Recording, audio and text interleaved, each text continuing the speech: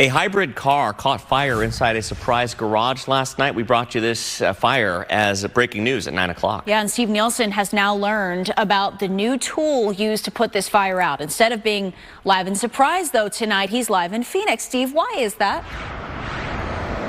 Oh, exactly right. It's an important question because this fire was at Dysart and Greenway in Surprise, but crews responded as far away as Phoenix to this. That is because it shows us that even a house fire, sort of a traditional fire that firefighters put out, is now more of a cause for concern because so many garages are filled with hybrids and electric vehicles.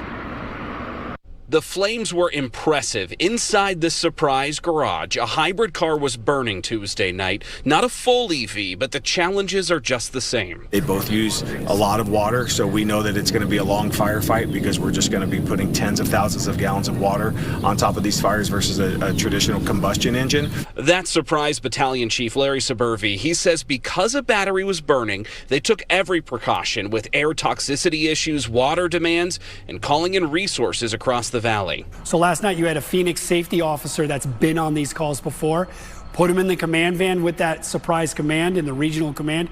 We're all on the same page and we're going to safely put this out. That's Phoenix Fire's Rob McDade. He says they learned a lot last night. And last night's incident will go a long way into building really this card catalog for us to look at every fire. And now when we do the training, hey, this is what Mesa had and this is what they did. This is what Gilbert did.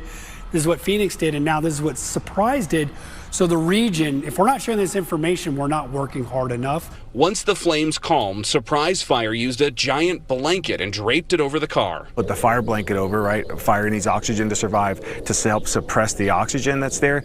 It's a welcome change from the last strategy we saw implemented as a Waymo electric vehicle caught fire in Phoenix.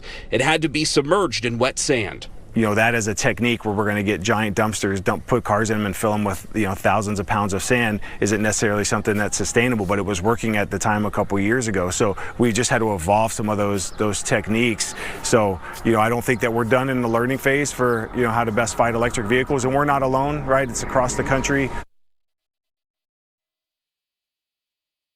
Owner, by the way, got out safely. Surprise Fire complimented her.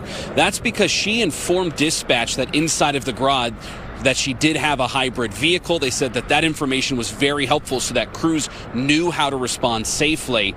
By the way, the cause of the fire, that's still being investigated. Reporting live, Steve Nielsen, Fox 10 News.